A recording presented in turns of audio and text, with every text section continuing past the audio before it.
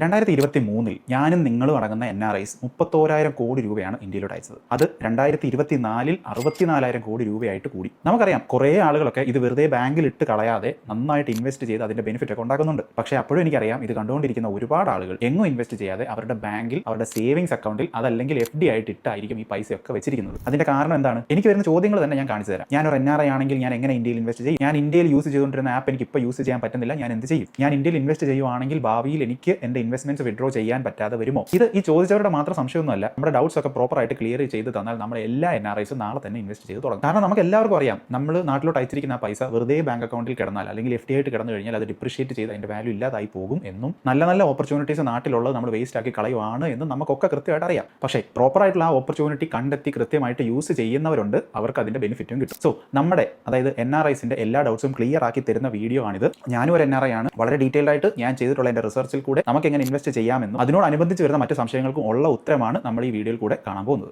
അപ്പോൾ ആദ്യം തന്നെ ഞാനൊരു 3 മാസത്തേക്ക് അമേരിക്ക കാണാൻ പോയാൽ ഞാൻ NRI ആവുന്നു? അതല്ല, ഞാനൊരു 5 മാസം കാനഡയിൽ പോയി ജോലി ചെയ്താൽ ഞാൻ NRI ആവുന്നു? ആദ്യമായിട്ട് നമ്മൾ മനസ്സിലാക്കേണ്ട കാര്യം, ചുമ്മാ ഫ്ലൈറ്റ് കയറുന്ന എല്ലാവരും NRIs ഒന്നും അല്ല. അത് മാത്രമല്ല, പുറത്ത് പോയി ജോലി ചെയ്യുന്ന എല്ലാ ആളുകളും അവരെ NRI എന്നും നമുക്ക് വിളിക്കാൻ സാധിക്കില്ല. അതിനൊക്കെ ഒരുപാട് ക്രൈറ്റീരിയാസ് ഉണ്ട്. ഞാനൊരു ചോദ്യം ചോദിക്കാം. കഴിഞ്ഞ ഫിനാൻഷ്യൽ ഇയർ ഒരു 5 മാസം ഞാൻ ഇന്ത്യയിൽ നിന്നു എന്ന് കരുതുക. എനിക്ക് ഏകദേശം 20 ലക്ഷം രൂപ കഴിഞ്ഞ ഫിനാൻഷ്യൽ ഇയറിൽ ഇന്ത്യയിൽ എനിക്ക് വരുമാനമുണ്ട്. അത് കഴിഞ്ഞ് ഞാൻ 7 മാസം ദുബായിൽ പോയി ജോലി ചെയ്യും. അപ്പോൾ ഞാൻ NRI ആണോ NRI അല്ലേ? നിങ്ങളുടെ അറിവ് വെച്ച് നിങ്ങൾ ഉത്തരം പറഞ്ഞോളൂ. നിങ്ങൾക്ക് ചിന്തിച്ച് ഉത്തരം പറയാനുള്ള സമയം ഞാൻ തരാം. അപ്പോൾ എന്നെയും നിങ്ങളെ പോലുള്ള സാധാരണ ആളുകളുടെ ഫിനാൻഷ്യൽ ലൈഫും ബെറ്റർ ആക്കുന്ന തരത്തിലുള്ള വീഡിയോസ് ആണ് ഞാൻ ഈ ചാനലിൽ കൂടെ ചെയ്യാൻ ഉദ്ദേശിക്കുന്നത്. നിങ്ങളുടെ സമയം ഈ ചാനലിൽ വന്ന് ഒരിക്കലും വേസ്റ്റ് ആയി പോകില്ല എന്ന് ഞാൻ നിങ്ങൾക്ക് ഉറപ്പ് തരുന്നു. അപ്പോൾ ലക്ഷക്കണക്കിന് വീഡിയോസിനിടയിൽ എന്നെ നിങ്ങൾക്ക് ഇനി മിസ്സായി പോകാതിരിക്കാനായിട്ട് ഇപ്പോൾ തന്നെ സബ്സ്ക്രൈബ് ചെയ്യുന്ന കാര്യം കൺസിഡർ ചെയ്യുക. അപ്പോൾ ഈ ചാനലിലോട്ട് നിങ്ങൾ ആദ്യമായിട്ടാണ് വരുന്നതെങ്കിൽ വെൽക്കം.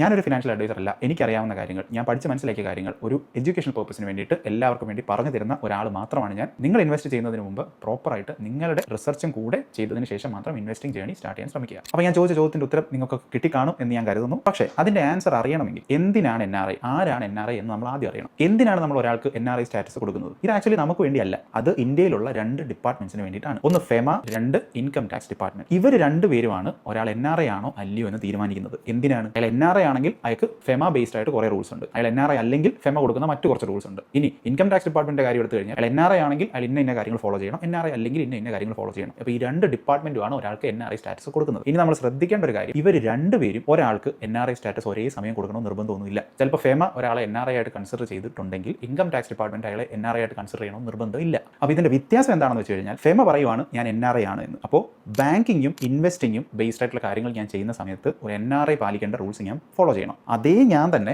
ഇൻകം ടാക്സ് റിട്ടേൺസ് ഒക്കെ ഫയൽ ചെയ്യുന്ന സമയത്ത് നമ്മൾ ഇൻകം ടാക്സ് ഡിപ്പാർട്ട്മെന്റ് എന്നെ NRI ആയിട്ടാണ് കൺസിഡർ ചെയ്തിരിക്കുന്നതെങ്കിൽ NRI ഫോളോ ചെയ്യേണ്ട റൂൾ ഫോളോ ചെയ്യുക. പക്ഷേ എന്നെ അവർ NRI ആയിട്ട് അല്ല കൺസിഡർ ചെയ്തിരിക്കുന്നതെങ്കിൽ ഞാൻ നാട്ടിൽ ജീവിക്കുന്ന ഒരു റെസിഡന്റ് ഫോളോ ചെയ്യേണ്ട കാര്യങ്ങൾ മാത്രം ചെയ്താൽ മതിയാവും. അപ്പോൾ ഞാൻ നേരത്തെ പറഞ്ഞ എക്സാമ്പിൾ നമുക്ക് ഒന്നുകൂടെ നോക്കാം. ഞാൻ പറഞ്ഞ അനുസരിച്ച് 7 മാസം, അതായത് കഴിഞ്ഞ ഫിനാൻഷ്യൽ ഇയറിൽ 7 മാസം ഞാൻ ദുബായ് പോയി ജോലി ചെയ്തെന്നാണ് പറഞ്ഞത്. അപ്പോൾ 182 ദിവസം ഞാൻ ഇന്ത്യക്ക് പുറത്താണ് ജോലി ചെയ്തത് ആ ഫിനാൻഷ്യൽ ഇയറിൽ. അപ്പോൾ അതുകൊണ്ട് FEMA പറയുന്ന അനുസരിച്ച് ഞാനൊരു NRI ആണ്. പക്ഷേ ഞാൻ ഇന്ത്യയിൽ 120 ദിവസത്തിനും 180 ദിവസത്തിനും ഇടയിൽ നിൽക്കുകയും ചെയ്തിട്ടുണ്ട്. എനിക്ക് ഇന്ത്യയിൽ 15 ലക്ഷത്തിന് മുകളിൽ ശമ്പളം ഉണ്ടായിട്ടുണ്ട്. അപ്പോൾ അതുകൊണ്ട് ഇൻകം ടാക്സ് ഡിപ്പാർട്ട്മെന്റിന്റെ കണ്ണിൽ കൂടി ഞാനൊരു NRI അല്ല, എന്നെ ഒരു റെസിഡന്റ് ആയിട്ട് കൺസിഡർ ചെയ്യാം. ഞാനിത് ഒരുപാട് നിങ്ങളെ കൺഫ്യൂഷൻ ആക്കുന്നില്ല. നമ്മൾ സാധാരണ ആളുകൾ, അതായത് നാട്ടിൽ വലിയ ഇൻകം ഒന്നും ഇല്ലാത്ത എന്നെയും നിങ്ങളെ പോലുള്ള സാധാരണ ആളുകൾ ഇത്ര മാത്രം ചിന്തിച്ചാൽ മതി. നിങ്ങൾ കഴിഞ്ഞ വർഷം അല്ലെങ്കിൽ കഴിഞ്ഞ ഫിനാൻഷ്യൽ ഇയറിൽ 182 ദിവസത്തിന് മുകളിൽ ഇന്ത്യക്ക് പുറത്താണെങ്കിൽ നിങ്ങൾ NRI ആണ്. ഇനി നിങ്ങൾക്ക് നാട്ടിൽ നല്ല വരുമാനമുണ്ട്, അതായത് ഒരു വർഷം 15 ലക്ഷത്തിന് മുകളിൽ വരുമാനം ഉണ്ടെങ്കിൽ നിങ്ങൾ ഇതിനെപ്പറ്റിയൊക്കെ കൺഫ്യൂസ്ഡ് ആവുക. നിങ്ങൾ ഒരു നല്ല ടാക്സ് എക്സ്പെർട്ടിനെ കണ്ട് അവരുമായിട്ട് സംസാരിച്ച് ഈ FEMAയ്ക്കും ഇൻകം ടാക്സ് ഡിപ്പാർട്ട്മെന്റിലുള്ള സെപ്പറേറ്റ് റൂൾസ് എന്താണ്, നിങ്ങൾ ഏതാണ് ഫോളോ ചെയ്യേണ്ടതെന്ന് ചിന്തിച്ച് നോക്കുക. എനിക്കറിയാം, പക്ഷേ ഈ വീഡിയോ കാണുന്ന മിക്ക ആളുകളും ആ ഒരു കാറ്റഗറി പെടുന്ന ആളുകളായിരിക്കില്ല. കാരണം പുറത്ത് പോയി ജോലി ചെയ്ത് നല്ല പൈസ ഉണ്ടാക്കി നാട്ടിൽ ഇത്രത്തോളം ഇൻകം ഉള്ള ഒരാൾ എൻ്റെ വീഡിയോ ഒന്നും കാണേണ്ട ആവശ്യമില്ല. അപ്പോൾ ഇനി ഈ വീഡിയോ ഞാൻ മുമ്പോട്ട് തുടരുന്ന സമയത്ത് ഈ കാണുന്ന നമ്മൾ എല്ലാ ആളുകളും NRI ആയിട്ടാണ് ഞാൻ കൺസിഡർ ചെയ്യുന്നത്. അപ്പോൾ നമ്മൾ ചിലപ്പോൾ നാട്ടിൽ കുറച്ച് നാൾ ജോലി ചെയ്തിട്ടായിരിക്കും പുറത്തോട്ട് കയറി പോകുന്നത്. അതല്ലെങ്കിൽ ചില ആളുകൾ പഠിച്ച ഉടനെ അവർക്ക് തുടർന്ന് പഠിക്കുന്നതിനായിട്ടായിരിക്കും പുറത്തോട്ട് പോകുന്നത്, അല്ലെങ്കിൽ രാജ്യം വിട്ട് പോകുന്നത്. ഈ 2 കേസ് ആണെങ്കിലും നമുക്ക് നാട്ടിൽ ഒരു സേവിങ്സ് അക്കൗണ്ട് കാണും. പക്ഷേ നമ്മൾ പുറത്തുള്ള രാജ്യത്തോട്ട് കയറി പോയതിനു ശേഷം നമുക്ക് അവിടെ ചെല്ലുമ്പോൾ ചിലപ്പോൾ സാലറി ഒക്കെ കിട്ടും. സാലറി ഒക്കെ കിട്ടി കുറച്ച് സേവിങ്സ് ഒക്കെ ആവുന്ന സമയത്ത് നമ്മൾ അവിടുന്ന് പൈസ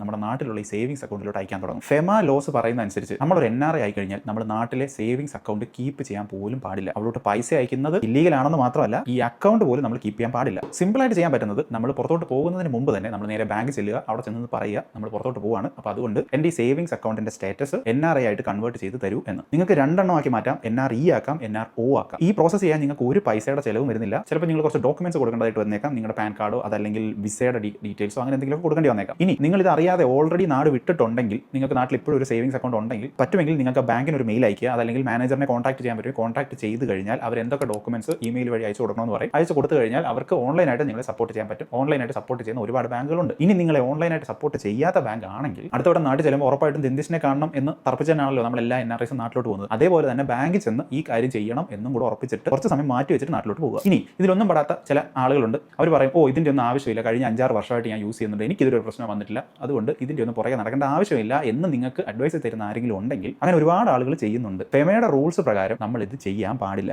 എന്നെങ്കിലും ഒരിക്കൽ ഫെമ ഇത് കണ്ടെത്തി നമുക്ക് പെനാൽറ്റി തന്നു കഴിഞ്ഞാൽ നമ്മൾ ഇന്നേ വരെ ചെയ്തിട്ടുള്ള ട്രാൻസാക്ഷൻസിന്റെ 3 ഇരട്ടി ഫൈൻ തരാനുള്ള റൈറ്റ്സ് ഫെമയ്ക്കുണ്ട്. നമ്മൾ വെറുതെ ഒരു ബാങ്കിലോട്ട് ഫോൺ ചെയ്തോ മെയിൽ അയച്ചോ തീർക്കാവുന്ന പ്രശ്നം ഇത്രത്തോളം മോശം അവസ്ഥയിലേക്ക് കൊണ്ടെത്തി ജീവിതത്തിലോട്ട് ആവശ്യമില്ലാത്ത പ്രശ്നങ്ങൾ ഉണ്ടാക്കാൻ ശ്രമിക്കാതെ കൃത്യമായിട്ടുള്ള റൂൾസ് ഫോളോ ചെയ്യാൻ ശ്രമിക്കുക. അപ്പോൾ ഞാൻ നേരത്തെ ജസ്റ്റ് ഒന്ന് മെൻഷൻ ചെയ്തിട്ടുണ്ടായിരുന്നു, നമുക്ക് 2 തരത്തിലുള്ള അക്കൗണ്ട് എടുക്കാവുന്ന NRE അക്കൗണ്ടും NRO അക്കൗണ്ടും. ഇതിന് രണ്ടിനും കുറച്ച് ഡിഫറൻസസ് ഒക്കെ ഉണ്ട്. എന്താണെന്ന് ഞാൻ പറയാം. NRE അക്കൗണ്ട് ആണെങ്കിൽ അത് കംപ്ലീറ്റ്ലി ടാക്സ് ഫ്രീ ആണ്. നിങ്ങൾ NRE അക്കൗണ്ടിൽ കുറച്ച് പൈസ നമ്മുടെ ഫോറിൻ കൺട്രിയിൽ നിന്ന് സെൻഡ് ചെയ്ത് അവിടെ ഒരു FD ഒക്കെ ഇട്ട് വെച്ചിരിക്കുകയാണെങ്കിൽ ആ FD കാരണം നിങ്ങൾക്ക് കിട്ടുന്ന ഇൻട്രസ്റ്റിന് 1 രൂപ പോലും നിങ്ങൾ ടാക്സ് കൊടുക്കേണ്ടതായിട്ട് വരുന്നില്ല. മാത്രമല്ല നമ്മൾ കുറേ നാൾ പുറത്തെ രാജ്യത്ത് വർക്ക് ചെയ്തു NRE അക്കൗണ്ടിലോട്ട് കുറേ പൈസ ഇട്ട് വെച്ചു. പെട്ടെന്ന് വലിയൊരു ആവശ്യം വന്നു, നമുക്ക് ആ പൈസ എല്ലാം തിരിച്ച് നമ്മൾ ജീവിക്കുന്ന ഫോറിൻ കൺട്രിയിലോട്ട് അയക്കണം എന്നുണ്ടെങ്കിൽ നമുക്ക് വലിയ ബുദ്ധിമുട്ടൊന്നും ഇല്ലാതെ വളരെ ഈസി ആയിട്ട് സിമ്പിൾ പ്രോസസ് കൂടെ അങ്ങനെ ട്രാൻസ്ഫർ ചെയ്യാൻ സാധിക്കും. പക്ഷേ നിങ്ങൾക്ക് ഇന്ത്യയിൽ ഏതെങ്കിലും തരത്തിലുള്ള വരുമാനം ഉണ്ടെങ്കിൽ, അതല്ലെങ്കിൽ ചെറിയൊരു ബിസിനസ് നിങ്ങൾ നാട്ടിൽ നടത്തുന്നുണ്ട്, അതല്ലെങ്കിൽ നിങ്ങൾക്ക് റെന്റൽ ഇൻകം കിട്ടുന്നുണ്ട്, അങ്ങനെ എന്തെങ്കിലുമൊക്കെ ആണെങ്കിൽ നിങ്ങൾക്ക് NRE അക്കൗണ്ട് വഴി ഈ പൈസ സ്വീകരിക്കാൻ പറ്റില്ല. അപ്പോൾ അതിന് വേണ്ടിയിട്ടാണ് നിങ്ങൾ NRO അക്കൗണ്ട് സ്റ്റാർട്ട് ചെയ്യേണ്ടത്. നമുക്ക് NRE അക്കൗണ്ടും NRO അക്കൗണ്ടും ഒരേ സമയം ഹോൾഡ് ചെയ്യാം, അതിനൊരു പ്രശ്നമില്ല. അപ്പോൾ നിങ്ങൾക്ക് നാട്ടിലെ എന്തെങ്കിലും ഇൻകം വരുന്നുണ്ടെങ്കിൽ അത് NRO അക്കൗണ്ട് വഴി വേണം സ്വീകരിക്കാൻ. പക്ഷേ ശ്രദ്ധിക്കേണ്ട കാര്യം, NRO അക്കൗണ്ടിലോട്ട് നമുക്ക് വരുന്ന ഇൻകം ടാക്സബിൾ ആണ്, അതിന് നമ്മൾ ടാക്സ് കൊടുക്കണം. റിപ്പാട്രിയേഷൻ, അതായത് NRO അക്കൗണ്ട് വഴി നമ്മൾ ഇപ്പോൾ നിൽക്കുന്ന രാജ്യത്തോട്ട് പൈസ അയക്കുന്ന അതിന് കുറച്ച് ലിമിറ്റേഷൻസ് ഒക്കെ ഉണ്ട്. പക്ഷേ 2 അക്കൗണ്ട് നമ്മുടെ കയ്യിലുണ്ടെങ്കിൽ നമുക്ക് കുറച്ച് അഡ്ജസ്റ്റ്മെന്റ്സ് ഒക്കെ ചെയ്ത് നമുക്കത് മാനേജ് ചെയ്യാൻ പറ്റുന്നതാണ്. ഇനി ഇത് രണ്ടും അല്ലാതെ മൂന്നാമത് ഒരു തരം അക്കൗണ്ട് ഉണ്ട്, FCNR അക്കൗണ്ട്. ഈ FCNR അക്കൗണ്ട് എന്ന് പറഞ്ഞാൽ നമുക്ക് ഫോറിൻ കറൻസി ആയിട്ട് തന്നെ സ്റ്റോർ ചെയ്യാൻ പറ്റുന്ന ഒരു തരം അക്കൗണ്ടാണ്.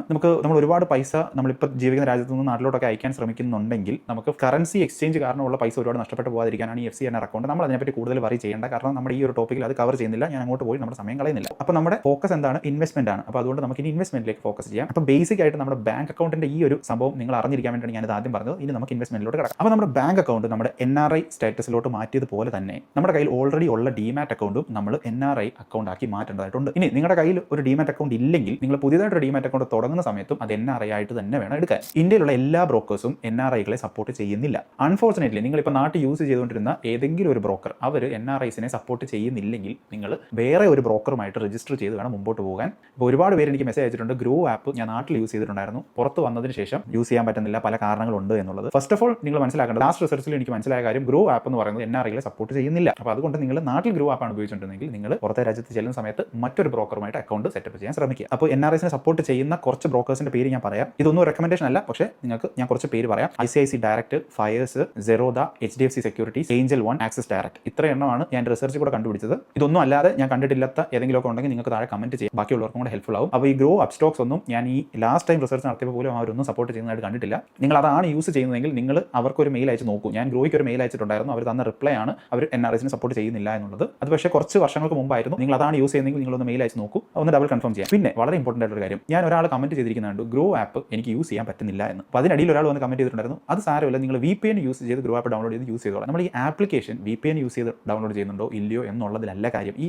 ആപ്ലിക്കേഷൻ എന്ന് പറയുന്നത് വെറും ഒരു ഇന്റർഫേസ് മാത്രമാണ്. നമ്മുടെ ഡിമാറ്റ് അക്കൗണ്ട് ആക്സസ് ചെയ്യാനും ട്രേഡിംഗ് അക്കൗണ്ട് ആക്സസ് ചെയ്യാനുള്ള ഒരു ഇന്റർഫേസ് മാത്രമാണ്. അപ്പോൾ ഈ ആപ്പ് നമുക്ക് ഇവിടെ ഡൗൺലോഡ് ചെയ്യാൻ പറ്റുന്നുണ്ടോ എന്നുള്ളതിന് ഒരു റിലവൻസും ഇല്ല. ഗ്രോ ആപ്പ് നമ്മളെ NRIസിനെ സപ്പോർട്ട് ചെയ്യുന്നില്ലെങ്കിൽ നമുക്ക് യൂസ് ചെയ്യാൻ പറ്റില്ല. അത് നിങ്ങൾ VPN യൂസ് ചെയ്ത് ഡൗൺലോഡ് ചെയ്താലും ഇല്ലെങ്കിൽ. അപ്പോൾ നമ്മളിപ്പോൾ ഓൾറെഡി യൂസ് ചെയ്തുകൊണ്ടിരിക്കുന്ന ഒരു ഡിമാറ്റ് അക്കൗണ്ട് ആണെങ്കിൽ അത് NRI ആയിട്ട് കൺവേർട്ട് ചെയ്യാനായിട്ട് നമ്മൾ കുറച്ച് ഡോക്യുമെന്റ്സ് അവർക്ക് കൊടുത്താൽ മതിയാവും. പിന്നെ അതിൻ്റെ കൂടെ ഒരു 1-2 ഫോമും കൂടെ ഫിൽ ചെയ്യണം. ഞാൻ ന്യൂസിലൻഡിലോട്ട് മൂവ് ചെയ്ത സമയത്ത് ഞാൻ സെറോദയ്ക്ക് ഒരു മെയിൽ അയച്ചിട്ടുണ്ടായിരുന്നു. അപ്പോൾ അവരെനിക്ക് റിപ്ലൈ തന്നിരിക്കുന്നതും അവർ ആ സമയത്ത് എന്നോട് ചോദിച്ചതുമായിട്ട് ഡോക്യുമെന്റ്സ് ആണ് നിങ്ങളിപ്പോൾ ഈ മെയിലിൽ കൂടെ കാണുന്നത്. ഇതാണ് എനിക്ക് അവർ റിപ്ലൈ തന്ന മെയിൽ. നിങ്ങൾ നാട്ടിൽ നിൽക്കുമ്പോഴാണ് ഈ പ്രോസസ് ചെയ്യുന്നതെങ്കിൽ ഇത് വളരെ സിമ്പിൾ ആണ്. കാരണം ഈ ഫോം എല്ലാം ഫില്ല് ചെയ്ത് ഈ ഡോക്യുമെന്റ് എല്ലാം എടുത്തിട്ട് നമ്മളിപ്പോൾ ഇവിടെ ആണെങ്കിൽ അവർക്ക് ആദ്യം നമ്മൾ സോഫ്റ്റ് കോപ്പി അയച്ചു കൊടുക്കണം. അവരതെല്ലാം ഓക്കെ ആണെന്ന് പറഞ്ഞു കഴിഞ്ഞാൽ ഇത് കൊറിയർ വഴി നമ്മൾ ഇവർക്ക് പിന്നെ അയച്ചു കൊടുക്കണം. അപ്പോൾ നാട്ടിലാണെങ്കിൽ ഈ പ്രോസസ് വളരെ സിമ്പിൾ ആയിരിക്കും. നിങ്ങൾ നാട്ടിലുണ്ടെങ്കിൽ അത് ചെയ്തിട്ട് കയറി വരാൻ ശ്രമിക്കുക. അതല്ല നിങ്ങൾ ഇടയ്ക്ക് വല്ലതും നാട്ടിൽ വെക്കേഷന് പോകുന്നുണ്ടെങ്കിൽ നാട്ടിൽ നിന്ന് ചെയ്തിട്ട് കയറി വരാൻ ശ്രമിക്കുക. വളരെ സിമ്പിൾ ആയിരിക്കും ഈ പ്രോസസ്. ഇനി നമ്മൾ ഒന്നുകൂടെ ശ്രദ്ധിച്ച് നോക്കിയാൽ ഈ മെയിലിൽ ഞാൻ പറഞ്ഞിട്ടുണ്ട് ഞാൻ നോൺ PIS അക്കൗണ്ട് ആണ് ചൂസ് ചെയ്യുന്നത് എന്ന്. എന്താണ് ഈ നോൺ PIS അക്കൗണ്ട് എന്നൊക്കെ ഞാൻ എക്സ്പ്ലെയിൻ ചെയ്യാം. അതായത് നമ്മൾ ഈ ഇൻവെസ്റ്റ്മെന്റ് അക്കൗണ്ട് എന്ന് പറയുന്നത് തന്നെ 2 തരമുണ്ട്. ഒന്ന് നോൺ PIS അക്കൗണ്ട്, ഒന്ന് PIS അക്കൗണ്ട്. PIS അല്ലെങ്കിൽ പോർട്ട്ഫോളിയോ ഇൻവെസ്റ്റ്മെന്റ് സ്കീം അക്കൗണ്ട് ആണ്. ഇത് നമ്മൾ ഒരു ബാങ്ക് വഴി അപ്ലൈ ചെയ്ത്